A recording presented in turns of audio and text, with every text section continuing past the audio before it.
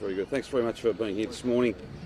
Last year, when the Commonwealth Games authorities approached us, needed someone to step in to host the 2026 Commonwealth Games. As a state, we were happy to help out, but of course not at any price, and only if there was lasting benefit for Victorian communities and benefit for the whole state.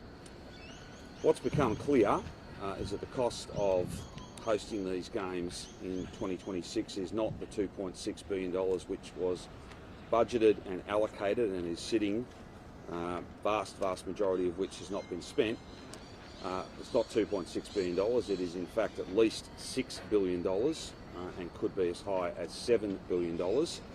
And I cannot stand here and say to you that I have any confidence that that even $7 billion number would appropriately and adequately fund these games. I think it could be more than that. Now, there's a whole range of reasons for that, and today's not about finding fault with those cost estimates. They are what our market soundings, our consultations with industry, all of our pre-tender work tells us. $6 to $7 billion is well and truly too much for a 12-day sporting event. I will not take money out of hospitals and schools in order to fund an event that is 3 times the cost as estimated and budgeted for last year. In terms of where we go to from here, the Games will not proceed in Victoria in 2026. We have informed Commonwealth Games authorities of our decision to seek to terminate the contract and to not host the Games. Meetings occurred, amicable and productive meetings occurred in London last night, and they will again continue London time later on today. However, as I said, $2.6 billion was budgeted, and that covered both legacy benefits, so ongoing important sporting upgrades and other physical infrastructure and other elements, housing and other things of that nature across a number of regional hubs and more broadly some other regional communities. I want to come to that in just a moment. Not all of that $2.6 billion was of course for legacy. It was for security and transport and all manner of other services, if you like, all other elements of putting on such a big event. What we are going to do, instead of proceeding with games that would cost $6 to $7 billion, we will not have the games, and we will instead, today we're announcing a regional package of over $2 billion, and there are a number of features to that. First and foremost, each and every one of the permanent sporting facilities that were to be legacy benefits from the games will be built, and the Deputy Premier will speak to that in just a moment. There is a very substantial regional tourism fund. There will be a substantial package of support for community-based sport, and perhaps most importantly, there will be a $1 billion boost for social and affordable housing right across regional Victoria, not just in those hub cities, but there will be at least 1,300 new homes constructed across regional Victoria. This represents a massive boost and a direct response to what is perhaps the biggest challenge across regional Victoria and indeed across our state, and that is the supply of housing and the number of housing options that Victorians have before them. That is in many respects the biggest and best lasting legacy that we can leave, somewhere to live and a market that has more supply for those who need it. So in essence, when you add up all of, not the estimates, but the actuals, all the contemporary work that's been done with builders, with those who provide services, all of those who would contribute to running the Commonwealth Games in 2026, the cost is not $2.6 billion as estimated by senior departmental officials, external consultants, the government, as well as Commonwealth Games authorities. It is in fact at least $6 billion and could be as much as $7 billion. And look, I've made a lot of difficult calls, a lot of very difficult decisions in this job. This is not one of them. frankly, $6 to $7 billion for a 12-day sporting event, we are not doing that. That does not represent value for money. That is all cost and no benefit. We will instead deliver all and more of the legacy benefits in housing, in sporting infrastructure, in tourism. We'll unpack all that tomorrow and throughout the week. There'll be further details of all of that, as well as the process to deliver that. That is a much better way to go forward. We're simply not going to invest that sort of money and have to take it from key service delivery from other parts of government in order to deliver a 12-day sporting event. As I said, discussions have been productive and cordial with Commonwealth Games authorities. They will continue. What I'm not going to do today is essentially negotiate with those Commonwealth Games authorities from the other side of the world via the media. There'll be a full accounting for the costs that have been incurred to this point. There'll be a full accounting of the value that we get from some of those costs in terms of the delivery of that legacy package that I've just spoken to, and which Jacinta and Harriet will speak in more detail in just a moment. And there'll be a full accounting of the costs of the break of this contract. That's not settled. It's simply not finished yet. And it would be, I think, bad faith and, frankly, against the interests of taxpayers and all Victorians if I was to try and conduct that negotiation from the other side of the world at a press conference. That's not the way these things are done. When that's concluded, of course, we'll bring that to book and we will account for that and give you all the details that you want. So, this is not a difficult decision in many respects because it's just quite obvious. We are not going to spend $6 to $7 billion running a 12-day sporting event. Instead, we'll deliver the housing, the sporting infrastructure, the tourism, and the major events support, permanent infrastructure, as well as programs that will see more and more people visit our regions, creating jobs and opportunities for the future. We'll do that instead from the original allocated and funded budget, as opposed to spending close to triple that budget for a 12-day event. Now, I might ask the Deputy Premier now to speak to the sporting infrastructure that will be delivered, and then Harriet will speak about legacy in a broader context. Just before I do that, though, this package of $2 billion is not just all of the permanent, enduring legacy benefits that would have been a feature of the Commonwealth Games. It is beyond that, the housing outcome, not just where the houses will be, but the total number of units is substantially more than we think would have been the case once you built the villages, knocked them down, built temporary facilities, knocked them down, and then had the predominance of that new housing in those 4 hubs. This will mean across the board bigger benefit, lasting benefit for a bigger number of people, more regional communities right across the state, rather than the logical concentration of that legacy benefit in just those 4 hub areas. Deputy Premier.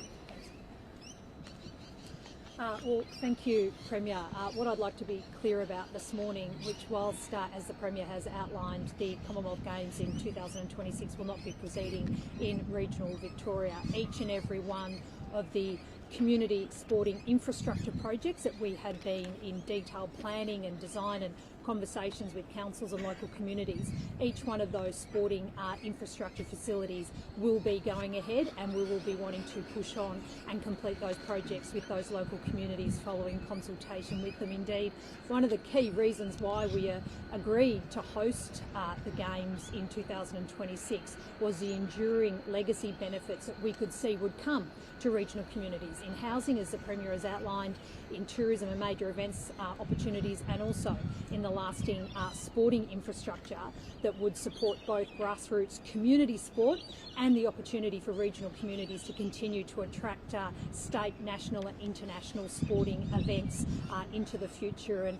to be clear this morning, each of those facilities will continue. So for Ballarat, for example, the proposed upgrade to Eureka Stadium, a venue that already hosts AFL matches, will get its 5,000 seat expansion. There will be the new athletics facility constructed in Ballarat, and also two community sporting facilities are going to be constructed in the community of Miners Rest as well.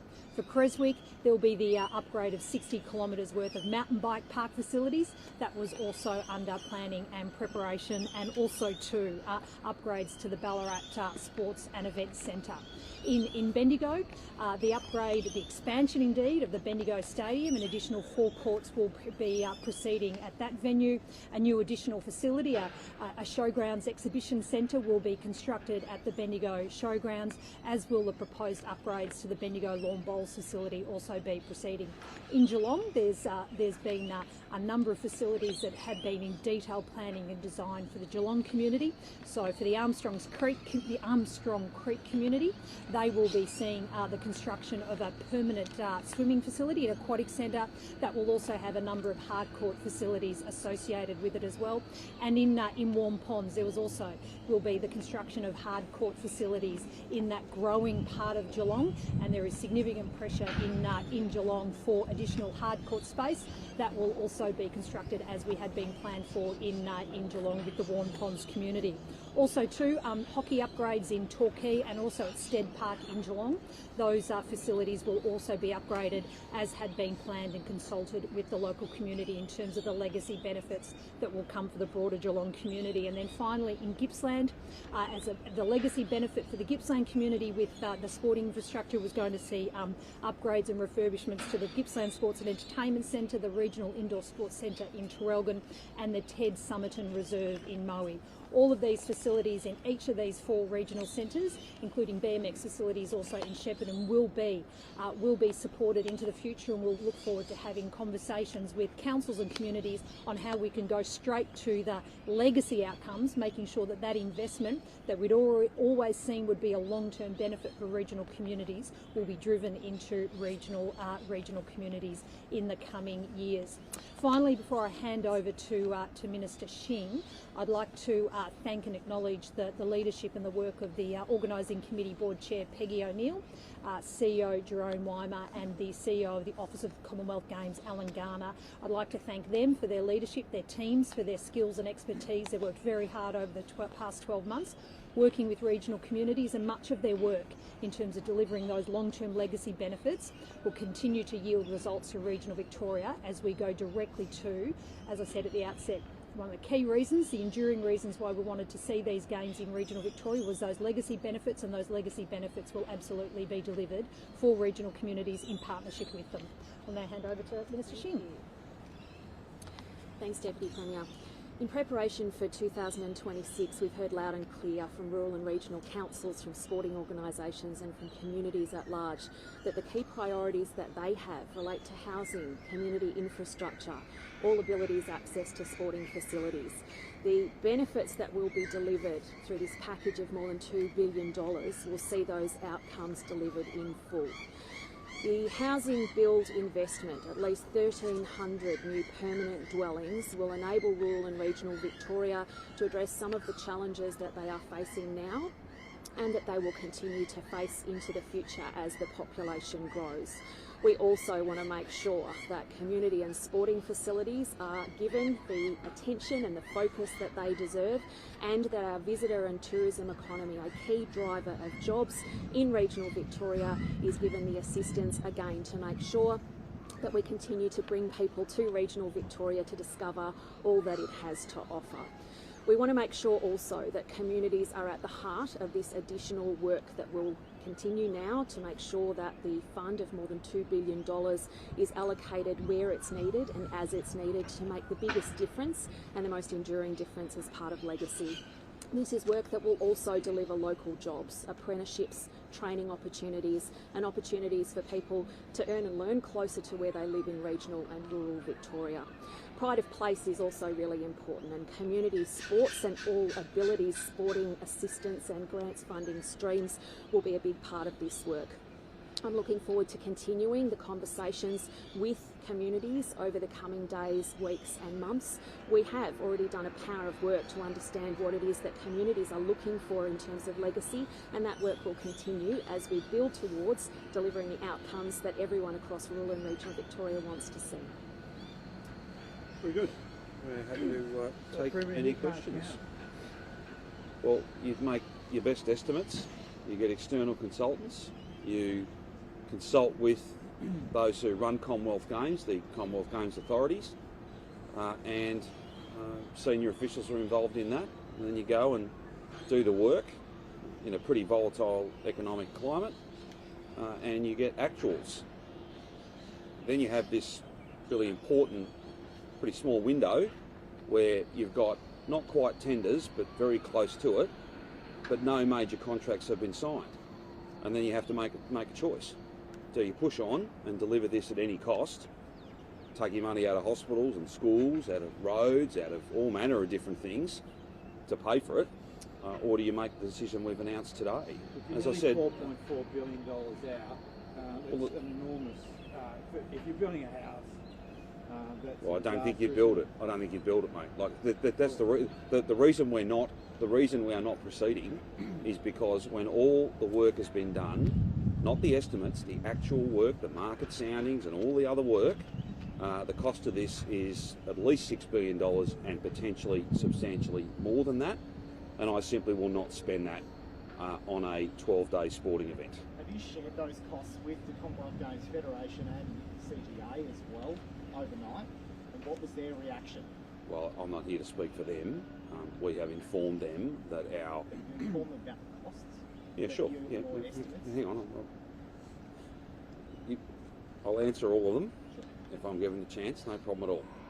We've had discussions with the Commonwealth Games authorities last night. Those discussions are not over, they'll continue. They've been amicable, they've been particularly productive, and they will continue. Of course, we have informed them about these cost issues because that is the principal reason, in fact it's the only reason, that we are not going to host these games in 2026. We'll continue to talk with them, not through the media, but continue to talk with them face to face, and those discussions will resume once everybody's woken up London time. How much do you expect it will cost to terminate the host agreement? I'm not going to speculate on that. Very little cost has been incurred to this point, and we are in that. When you mean very little? Well, as I said at the outset, all of that will be brought to book at the appropriate time. All of that will be fully accounted for. But I'm not going to negotiate with the Commonwealth Games authorities via the media in Melbourne when I've got a team of people doing exactly that in London. That's the appropriate way to go. Well, I'm not here to, Heidi, as I just said 3 times now, I'm not here to speculate, so I'm not going to. Really clearly, I'm not here today. I'm just not, and I don't know how many times I'll keep doing it, but I'm just really clear with you. It is not appropriate, and it is against the interests of taxpayers for me to speculate and conduct a negotiation with people on the other side of the world at a press conference here today. As I've said to you, there'll be a full accounting for this, but today's not the day for that. Not because it's poor process, but it's not certain. It isn't done yet. So when it is done, we'll be only too happy to take you through the detail of that. In the meantime, we're going to let our team that are in London work through these issues. And as I said, it's been cordial. It has been a particularly productive session. They've had a couple of meetings already. It's obviously night time over there now. They're going to meet again later on today, our time, pretty early in the morning their time, and we'll report progress as and when it's made. Sorry, I've just been really clear with you. I'd love to be able to answer that question right now. I simply can't, because A, I don't have the answer, and B, speculating about it just means that I'm potentially undermining the negotiating position of our team that are in place at the moment, looking to get, and they will get, the very best deal for taxpayers. Me commenting will not assist them in that important work. Sorry? Well, this was announced well before the election. It was funded well before the election. And each and every one of the legacy benefits that, in my judgment, and it's my judgment, you can have a different view, the legacy benefits that are the key reason and the key motivation to host this event will all be delivered in full. In fact, we will, from a housing point of view, and again, I don't think there'll be any debate argument amongst us today, or any day really, that one of the biggest challenges our state faces, and it's no, people see this through a metro lens, it's just as big an issue in regional Victoria. Housing is our biggest challenge, and $1 billion for at least 1,300 units, and who knows, by the time we work and perhaps find some partners and do things in an innovative way, we may be able to get more than 1,300 units. That is a massive boost, together with the upgrades to sporting infrastructure, which is sporting in the main, but it's just as important for live music, it's as important for lots of other events, together with the other elements of this $2 billion package. All of that legacy is being delivered without the $6 to $7 billion price tag of running a 12-day sporting event. Well, it is $4 billion, yes. What is that? Well, it's made up of a whole range of different things. Yeah, well, and this is the key point. The stadium upgrades, the housing upgrades, can all be delivered because the cost pressures. There'd already been some factoring in of cost pressures when it comes to the construction industry, for instance. What could not be reasonably foreseen and what was not foreseen was the costs incurred in terms of services, security, transport, not capital dollars, but bills that would be paid to contractors, to those who provide services, to those who do all the logistics. And again, it is fair to say, a multi-city Commonwealth Games had never been delivered before, and there were estimates that were made, and those estimates are clearly well and truly under the actual cost. That all the work that's been done over the weeks and months between then and now show us there is a much greater cost involved in hosting, putting on these games, than was reasonably foreseen, not just by the government, but by senior officials, by external consultants, and by those who I think are pretty uniquely placed to know how Commonwealth Games work, those who govern the Commonwealth Games. Who are the external? Who are the external? And the stadiums, will they be completed beyond 2026 now to make it actually cheaper to build over a slight period of time? Are they still going to meet the deadline for the game? Well, it's interesting. No. Well, see, this again is the key point, and one of the cost differences between what the games cost and what the legacy costs. We were not building permanent housing for athletes and others. We were not building permanent stadiums for athletes and others. We were going to build a whole lot of temporary structures. Then they would come down, and then we would proceed to the legacy upgrades, right? So that's why there's a cost difference, because we're avoiding all those consumable costs, those services costs, security, transport, all of that, and we're avoiding all the temporary spend that's relevant for 12 days, and instead just moving to the legacy permanent ongoing build, which as I think I'm probably giving you a sense, were not going to occur before the games, they were going to occur afterwards. So the timeline is not, March, April, May 26. The timeline will indeed be beyond that. And we'll have more to say and talk to industry and talk to communities about how we deliver each and every element of that legacy package, that $2 billion regional package I've mentioned today. And we'll have more to say about timelines around that. But we'll get it done as quickly as we possibly can. Correct. We're just going to move to building the aquatic centre that was going to be there after the games. No. Work will start on that as soon as possible. Will that aquatic centre... Without noting, I don't know whether Rich made the point, but I think what he was hinting at, if I'm not wrong, was there's a bit of heat in the market, and when you procure things, obviously we want to try and get the best value. So that's exactly what we'll do. Is that aquatic centre and say the other venues, are they still being built to major events spec? And I guess what's the point? The legacy. No. This is the exact issue. The competition grade facilities to that elite sport spec was one of the reasons why, as well as size and scale, was one of the reasons why there were temporary structures that were going to be built. The legacy benefits, where they need to be at competition grade, they will be. Where they don't need to be, so an aquatic centre doesn't need to be MSAC, it's not. So the answer is it's a bit of a mix. But for instance, we have AFL football in regional Victoria, we have AFL football at Mars Stadium, Eureka Stadium, because of investments we made some time ago. An additional 5,000 seats will be built permanently and to the spec that's required to be able to have AFL footy there, AFLW footy, cricket, whatever it might be. And there's an enduring benefit for that, not just for a couple of weeks, but for many, many decades. And because you've got the facility, you're able to attract events, whether it be stuff that's already occurred there or lots of other opportunities in the future. The state of Victoria has a lot of these venues in Melbourne at the moment to competition spec. Melbourne Sports and Aquatic Centre, the Netball Centre, Yep. all of the facilities down at Olympic Park. Why not move the event to Melbourne, host it here so that there isn't that further risk to the state of Victoria? Well, a couple of issues. I'm glad you asked, Simon. Let me just make a couple of points. We have looked at every option, so we didn't just go, righto, it's all the estimates have now come, it's gone from estimated cost to much closer to actual cost, but pre-contract. We've not signed contracts, the big contracts have not been signed, so that's why we're here today. It's a small window, but it's an important opportunity for us to stop this now and not finish up incurring huge costs beyond.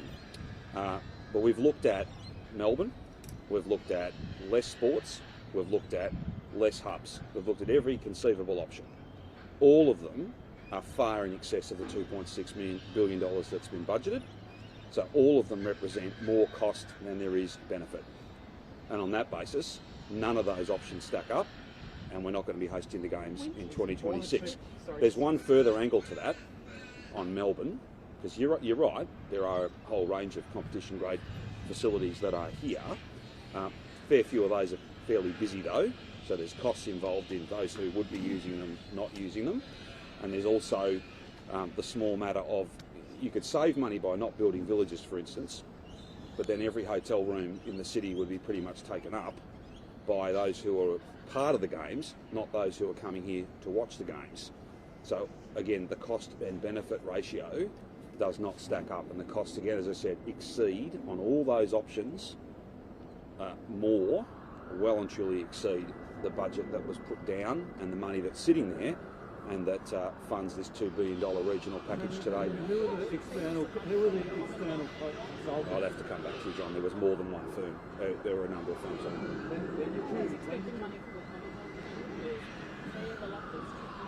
it. Got absolutely nothing to do with it. I want to be really clear about this, right? Really clear. Whether it costs 2.6 or more has got nothing to do with the Commonwealth Government.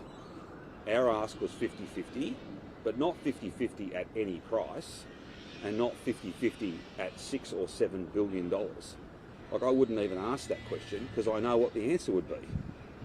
Just as I wouldn't spend that money, like I wouldn't spend half of that money, even if I got the other half from Canberra, because you know that that's coming at the expense of something else. Hospitals, schools, roads, whatever it might be, new projects, I mean, future things we need, or things that we simply can't do without. Schools and hospitals argument has been commentators raised by the opposition in the past, and every time you've defended the cost of the games. Was it a mistake to go so hard and stick with it so firmly for so long? No, well, that's a matter for others to judge, and today's, I'm not here to talk about the opposition, they're completely irrelevant, but what I would say to you is, at $2.6 billion, this represented value for money. Now, not everybody will agree with that. Not everybody would be a fan of the event. Not everybody would buy a ticket and go.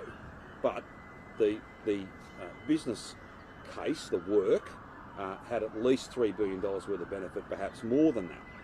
But when you get to $6 and $7 billion, no, that doesn't stack up. There's all cost and no benefit, or at least the costs are so much more than the benefit that you couldn't responsibly push forward. The only reason to do that would be, what, to avoid a press conference like this. Like, that's not what I offer. I've never offered that. We don't just make popular decisions. We do what's right. And it would simply be wrong to push forward, and we could deliver this. Like, it can absolutely be delivered, but it's going to cost $6 or $7 billion. And the opportunity cost of that, everything you can't do because you're doing a Commonwealth Games for 12 days that costs 3 times what the best estimate said it would cost, well, that's huge. I don't offer that sort of leadership.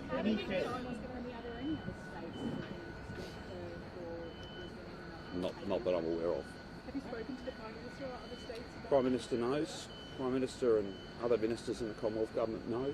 How much federal money was allocated to the Commonwealth Games? Are you aware of it? It's a matter for the federal government. It's not that if I just want to be really clear, decisions made or not made, funding provided or not provided by the Commonwealth Government has absolutely nothing to do with the decision that I am announcing today. There is absolutely no way that I would even ask the Commonwealth Government to fund half or make any contribution really to a Commonwealth Games that costs between $6 and $7 billion. I wouldn't make that request. What's more, I won't have to, because we're not prepared to spend that money. We're simply not.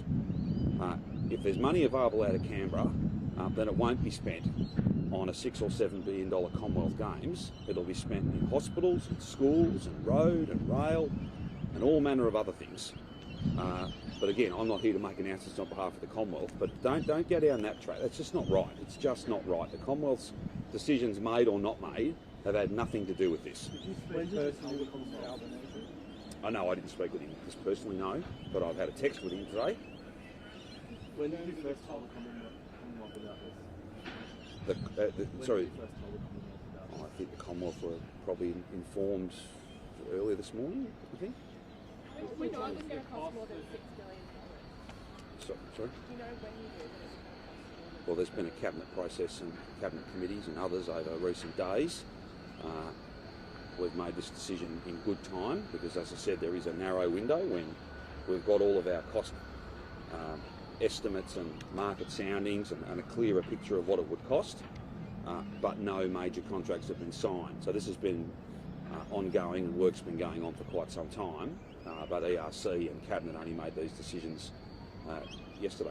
So when did you start looking at those other options for the games? Like you said, with Melbourne, when did that happen? Oh, that's happened over a period of time. It's been the work that the organising committee and the work that the authority's done has been every day, every week for a year. So cost estimates have come. Well, I can't give you an exact date, but we've looked at in recent times, weeks, we've looked at as all those estimates have come together about and a much clearer sense of what it's going to cost. We've said, well, that's way too much. What are our options? And you don't just go straight to, righto, we're not doing it. You work through, can we cut the number of sports? Can we cut the number of hubs? Could we do it in Melbourne? All those questions were, sorry? Yes, and I don't think that's a particularly remarkable thing. You wouldn't do that in hours. You take your time to do that properly, and when you make a considered decision, you do just that. You consider things, and then you make announcements. I can't give you a date, but it wasn't yesterday. Like, we've gone through a process and looked at all of these issues, and ultimately, none of those options represent value for money, and to deliver it in its original intended form would not be $2.6 billion as budgeted. It would be $6 or $7 billion, and I think I've made my views on that kind of an enterprise pretty clear to you today. Start considering it before or after the budget was affordable. Which budget? The state budget for May. This has been an ongoing process, and when I say that, the work that officials have been doing in readying for the Commonwealth Games has happened every week since those agencies were stood up. So they've been doing their work on getting a clearer sense of what it all costs, doing the organising, the planning, all of that work has been going on continuously. We made decisions in last year's budget, that money's been sitting there, and they've been working to that budget, and it's become clear, not on one day, but over a period of time, that it was going to be incredibly difficult to meet that. And then you gather up all the different estimates you have, the market soundings, the requests for proposals, all the pre-tender work. You gather that all in one place and you say, right, that's way too much money. What are our options?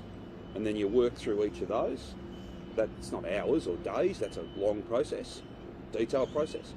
And then you make a final decision. And the final decision was made, the Expenditure Review Committee yesterday, some meetings over the weekend as well. and indeed there was a cabinet meeting yesterday, and this matter was endorsed by cabinet. Do you think this decision was beyond the Commonwealth Games forever? I don't see why that's the case. But why would someone want to take on an enormous cost like this in another country or another? Well, that'll be a matter for others. You know, I'm not sure that, I don't know whether other cities were asked the same question. You know, that'll be a matter for others.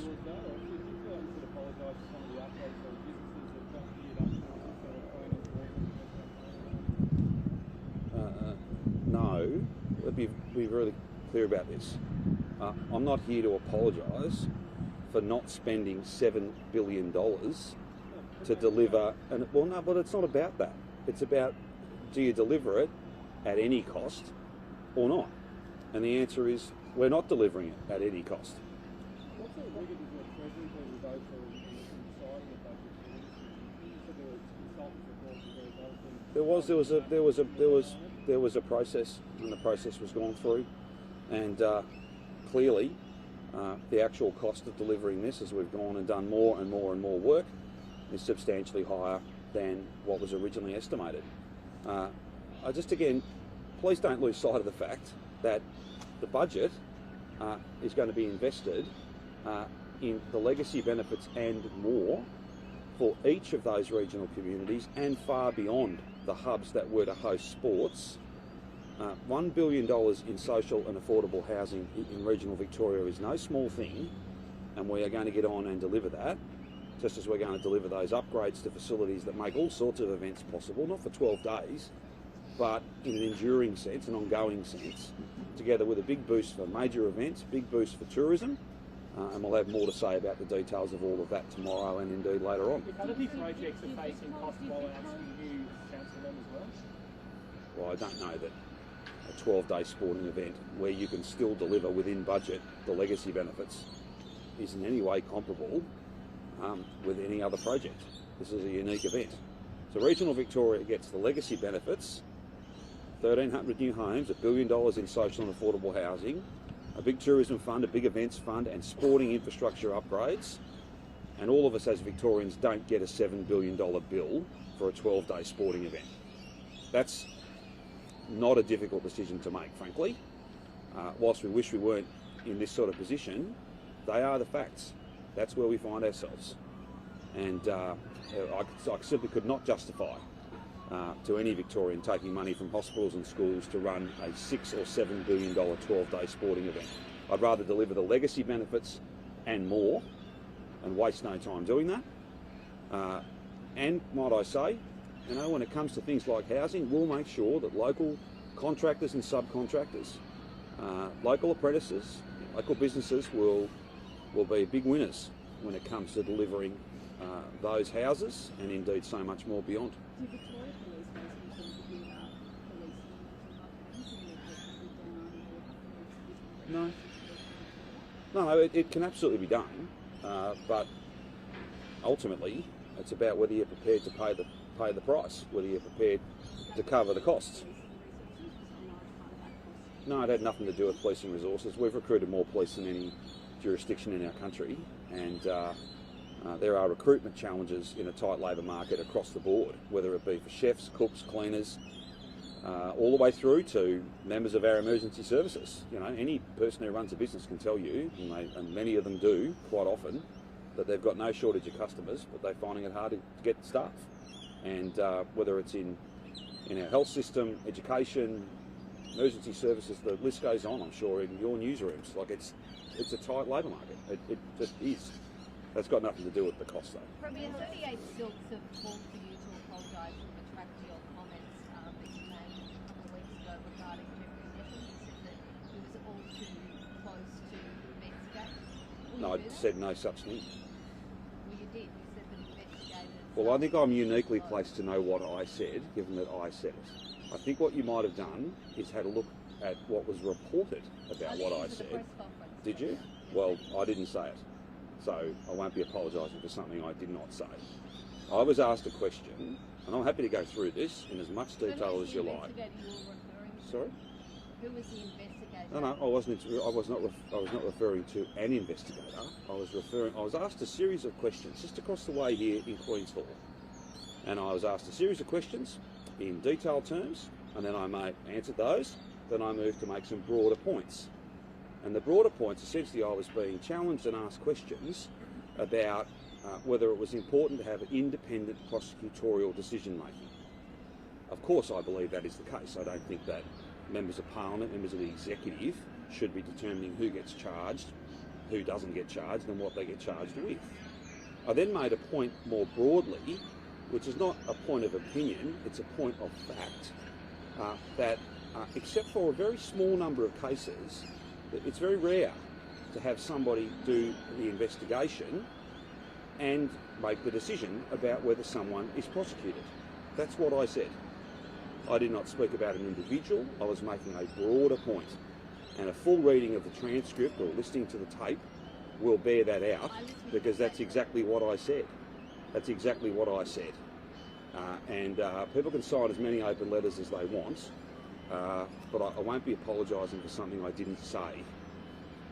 So what would you say to the Deputy Editor? I thank him for the work, as I have done. If you go back and have a look at the tape, I think I made some references to him, not in that context, but in terms of being grateful for the work that he did. He's an esteemed person, and we're grateful to him for the work that he did. But let's not lose sight of the fact he did his work. That was a function, a recommendation from former Judge McMurdo from the Royal Commission. That's why the office was set up. Kerry Judd, the Director of the Office of Public Prosecutions, then set up a panel and looked at each and every one of the briefs of evidence and made a judgment that no conviction was likely. I support the independence of that function, and I support the decision that she's made in as much as it is her decision to make. The comments I made were not about an individual, they were broad issues of policy and nothing more than that. And it is simply wrong, and I reject outright any suggestion that I was anything other than grateful to Mr Nettle, former Justice Nettle, for his work. He's an outstanding person and we're deeply grateful. He has no quarrel with the government. He may have a difference of opinion with the director, but that's two very different things. Two very, very different things. If I can. Premier, speaking of big money, we've had tens of millions, if not hundreds of millions, spent on the investigation into WX, yet no one is being held accountable for that.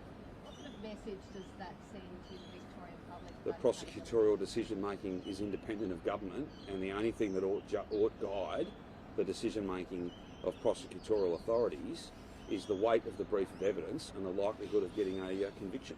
Is it in your interest and the police interest for this just to go on? No. Again, with the greatest of respect, ask your colleagues who are here every day nearly about what my interests are and what motivates me. That I would absolutely reject. The opposition is going to call for the evidence that the OSI has gathered to be protected, so that if a future DPP has a different view to Kerry Judd, and they can look at that and potentially pursue criminal charges. Do you support that? I don't know that there'd be a need to take those steps. Matters are looked at from time to time. Again, that wouldn't be a matter for me. So what will happen to the evidence? That wouldn't be a matter for me. Seriously, do you really want a situation where politicians are determining who gets charged with what gets preserved or otherwise? That's one of the oldest tricks in the book. There perhaps is no doubt whatsoever as to if I could just finish. There's perhaps I'm not briefed that there's any doubt about the status of any evidence. But when you've got no story to run, you cast some doubt that this evidence needs safeguarding. Like, I've got much greater confidence in our prosecutorial authorities than that. I've got no advice. I have no advice. Reprehensible conduct, and their actions had corrupted the criminal justice system.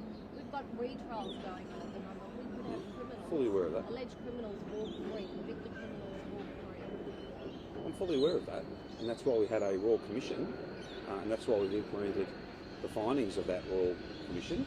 and that's why we have taken responsibility for what went on, even though I was not the leader of our state at the time.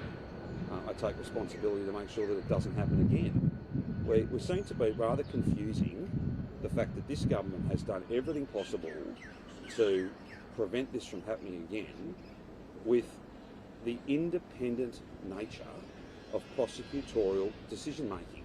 I just, again, it's not, you're here to ask me questions, but if I could be permitted one to you, do you really want a situation where the Premier of the day or any member of the executive is essentially interfering, directing the Director of Public Prosecutions about who should be charged and with what?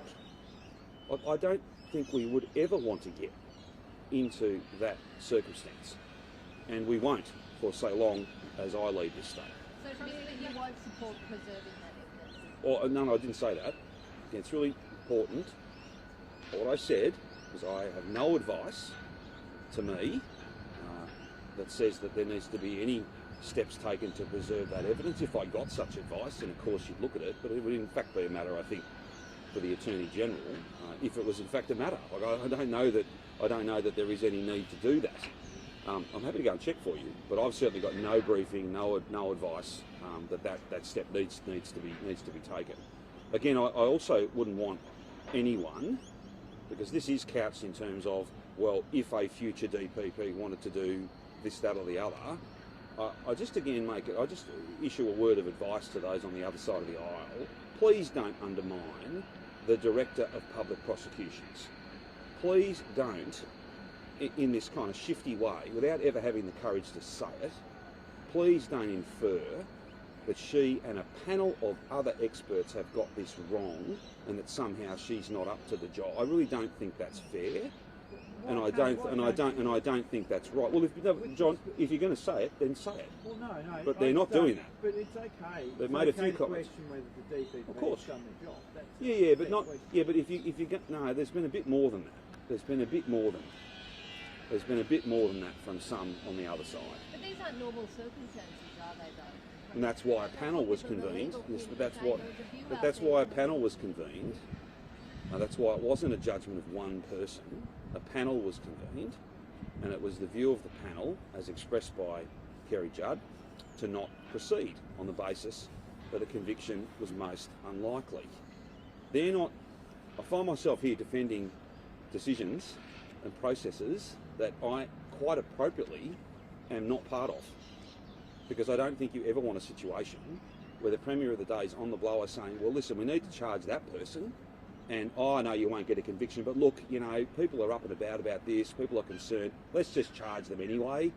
Who cares if we get a conviction? And we need to look like we're... Is that what people want? I don't think so. And in any event, whether people want that or not, they will not be getting that from me. Sure. For what? Are we on the Lawyer X or are we on... Oh, we're back to the Com game. Well, I take full responsibility for everything that happens under my leadership. And what I won't be having to do is stand here and say that we spent $7 billion on a 12-day sporting event. Instead, we will deliver all the legacy benefits and more within the original budget, and the games will not proceed in Victoria in 2026.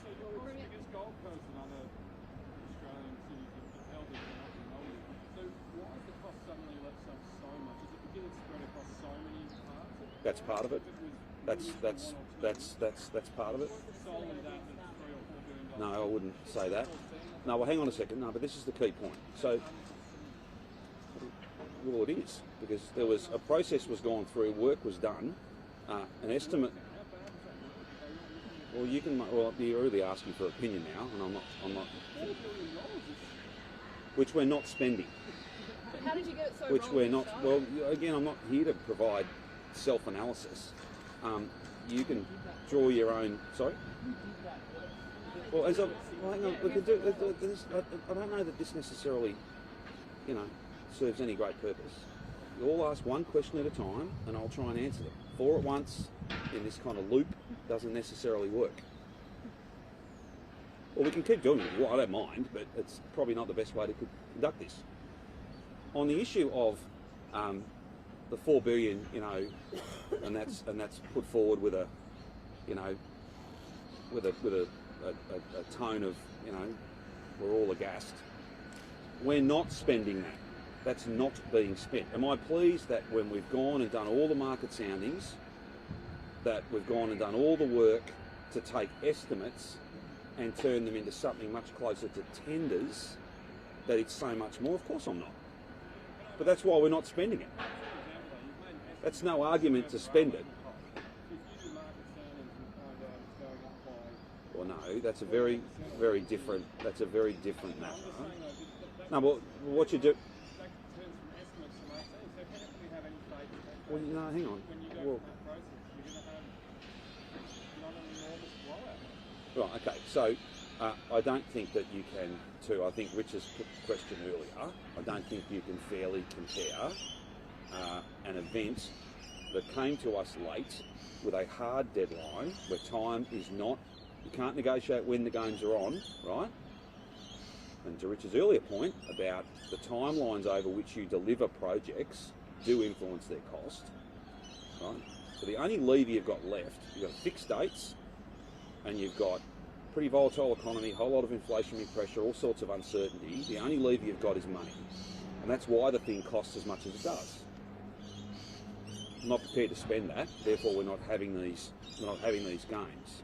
There's no comparison between this unique event, and any other project or any other undertaking. No, but hang on. This is why 5 of you at once doesn't work. Because I was just about to come to the issue of, well, you knew it was unique. Yeah, but the thing is this though.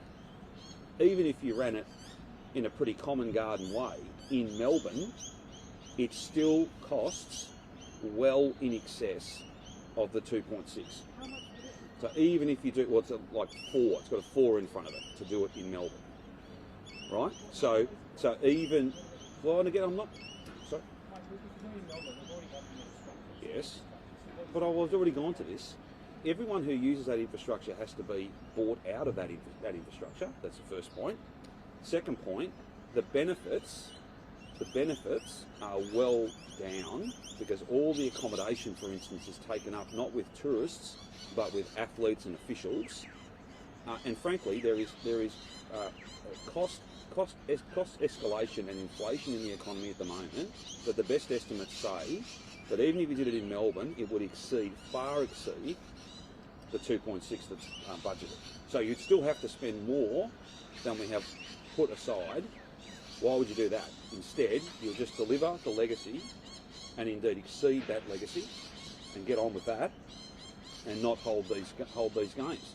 Under all the different contingencies, it costs more, or the benefit is so dramatically reduced that you would not push on and deliver something that was, you know, nowhere near what we had intended to deliver. Sure.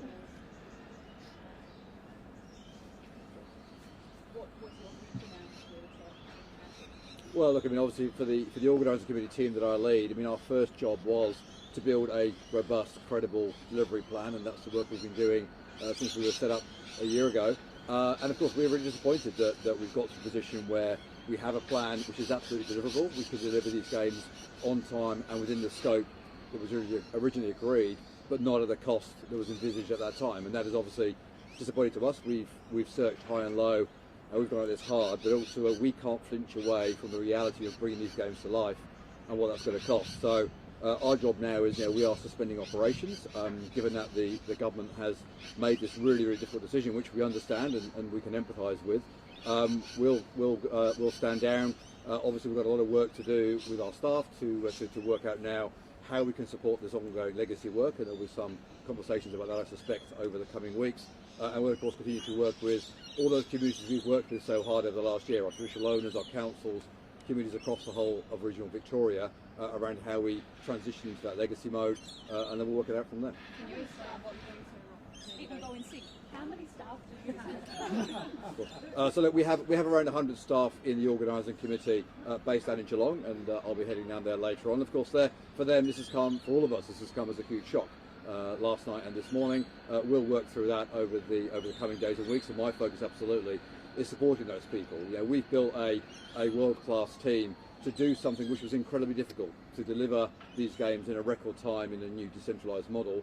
The disappointment for us is that we can't go on and deliver that, but we recognise that having put together a really robust plan and built a really confident vision about how we could do this, that ultimately the cost, the reality of those costs in those plans, the market testing that we've done, shows that these costs far outstrip what was envisaged at the beginning of last year. When did you work out yourself when the costs were going to be doing Oh, so this has been an evolving program over the last few months as we've started to build our delivery plans. We've gone through the detailed design of our venues, of our villages, as we've started to test with the market at the very early stages of what these costs might be. That picture's been emerging over the last few weeks, over the last few months. Obviously, we've looked at other options, what we can do to reduce those costs, but we also recognise that to deliver these games, we want to get those long-term benefits, and there's a certain quality you have to deliver. If you're holding a world-class sporting event with 7,000 athletes and officials, you've got to deliver that to a high standard. Was there any point last year that you spoke to anyone, emailed anyone and said, I'm concerned about the cost? Was there any point Last year, no. So you had no concerns at all? No, we look. Blow out $4 billion. So look, it hasn't blown out. The work we've been doing over the last year, the work we've been doing, the organising committee mobilised. I started about a year ago. We mobilised around a year ago. We've been building the team over the back end of last year. The design work's been done in the front half of this year as we've got into the venues, we've got into those village sites, and we can start to see what those costs look like. That picture started to shape over the last couple of months and says this is going to be an incredibly costly enterprise. We've looked at alternative options around what we could do to really significantly reduce those costs. Ultimately, we could not find a way to bring this within a shouting distance of the original budget that was signed off by government. Well, it's a shock to us all because ultimately, we are a single-purpose organisation committed to delivering these games, and until the last 24 hours, that's what our single-focus job has been. So it's a disappointment to us that we can't find a way through to delivering the hopes and vision that we had for the games at a cost that is affordable to Victorians. No. Well, let me deal with it. The fact of the matter is there will be a number of people who will lose their jobs as a result of this. It'll be a relatively contained number, but that was no comfort to them, and I'm very sorry for that. Beyond that, though, wherever we can redeploy people, we will do that. And many people had in fact been seconded or had moved from a pre-existing expert position, if you like, over into the delivery of these games. The other thing to remember here too is that we're a long way away from effort and work that was purely about the games. A lot of what's been done can be used in the delivery, level of planning and prep that's been done, and the people who've done that work will be central to the delivery of that $600-700 million worth of sporting upgrades, and some of them will be, and a lot of their work will be central to the delivery of some of those, if not all those 1,300 homes. So that's not money that won't be put to a useful purpose, but we will have, I think, more staff than we need for that, and we will, of course, be fully respectful of our obligations under industrial relations law and contracts of employment and all of that, and we'll deal with that appropriately, and staff will be spoken to about that. Well, the two ministerial portfolios you said is big round off. Correct. And Minister Allen, can I just ask you, as the Minister in charge of Commonwealth Games delivery, do you feel like you've failed in that portfolio, that the games that you'd like to deliver? The outcome of this decision is that the government will deliver all of the long-term legacy infrastructure that we had committed to regional Victoria, having the opportunity to invest $2 billion in the areas that are a key priority for regional communities in housing, in the competition venues, the community sporting venues, in promoting regional Victoria through a tourism and marketing approach, supporting grassroots community sport. That's a fantastic opportunity to continue the ongoing Labor government investment in regional communities. And this has been a straightforward decision. $6 billion for a 12-day event. It was just, and the opportunity though to then deliver the ongoing legacy benefit. It was a very, very straightforward decision that we've worked through over the recent weeks and days, and we're announcing it here today with that firm commitment that we will deliver. The key reason why we agreed to host the Games in the first place, we will deliver that ongoing legacy infrastructure. As a regional Victorian, do you think disappointed? I have been proud to represent regional Victoria for quite some time now, and in terms of the issues that I know are important to regional communities, they are issues around housing, they are around supporting jobs, they are around supporting communities, ensuring active communities that participate in community sport. These are the ongoing priorities. Yes, regional communities were working closely with us, but through that process and through the process that Minister Xing and I have been engaged in, they've continued to say to us pretty clearly what their priorities are, and they're the priorities that we're going to deliver as a consequence of this decision. Did you put a lot of effort behind the scenes into this? Well, a huge amount of work has gone in over particularly in the time I've had the portfolio responsibility over the past 12 months, as Jerome has just gone through. A huge amount of work has gone in. As the picture has emerged in the last few weeks, though, the decision has become a very, very straightforward one. The decision to continue that ongoing legacy investment, $2 billion of investment in regional communities, as opposed to the costs that would have been incurred for a 12-day event. A lot of those costs were in those very temporary type of services that you need, event scaffolding and seating and services, the security and transportation. It became a very clear picture and a very straightforward decision. Did you have to finish your work? I have been engaged, well, this has been a conversation as we've discussed, and various considerations had to go into this over the last few weeks. I have been engaged on this. I have been on a period of leave. I've been engaged in many conversations on this whilst I've been on leave, and I'm back now. Yes, I have returned from my leave, but this has been a decision that we've been working through for in the recent days and weeks as we've considered all those different options that the Premier has talked about. This has been a very thorough process. The costs have really materialised as we've gone through the detailed planning and design phase and moving into that detailed tender process that have involved extensive market soundings. The picture has become very, very clear, and there has been a significant number of conversations that have gone on over the last few weeks. Is Victoria no longer the sporting capital of Australia on the Southern Hemisphere? No, I would not agree with that conclusion. I don't know who's advancing that. That's not borne out by the facts. Let's be really clear. Perhaps we can finish up on this unless there's any other issues you want to go to. We're not delivering a Commonwealth Games at any price, right? It has to stack up. It has to be value for money. So instead of spending $7 billion for a 12-day event, we're going to deliver all the legacy benefits, housing, sporting infrastructure, tourism, major events, and more, and avoid that $4, perhaps even $5 billion in additional expenditure. Money that would have to come from hospitals and schools. I'm not doing that. As I said before, I've made a lot of difficult decisions in this job. It's a part of this job. This has not been one of them. This is very straightforward. Very, very straightforward. It cannot be, and it will not be, a Commonwealth Games at any cost. That just doesn't make any sense for anybody. Are there any other issues? Will you try to, sorry, on Commonwealth Games still, will you try to recoup money from consultants that are partway through contracts? Oh, look, it'll be a case-by-case basis. You know, there'll be benefit. For instance, people who've been working, and there'll be not so much consultants, I think it'll be staff, some of the staff you mentioned before, that have been working on housing, for instance, that their work product will be valuable in delivering these houses, the ones we're doing anyway, regardless of whether the Games happens or not, the ones that we are getting on with, and indeed doing more of it. Their work product will be important, and those people may be important to continue doing that work. So we'd always look to try and roll that into a better outcome.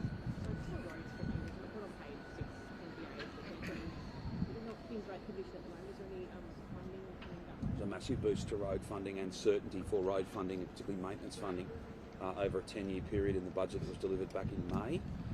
One of the big problems here is if you have kind of up one year and down the next, you don't get certainty, you don't get a market forming up, you don't get a sector that's strong and got a predictable order book. So we've tried to address that in this year's budget. I don't have those budget papers in front of me, but I'm happy to get you the details. I know that there were some TBCs in the budget because we've got to go and do tenders, we've got to go and do some of the contracting, but there's a very, very substantial multi-billion-dollar boost to road funding, and a fair chunk of that will be in regional Victoria where it's absolutely needed. We had a long period of dry, then we've had a very, very wet period, and there's a need for us to get on and do more of that, and it's funded in the budget.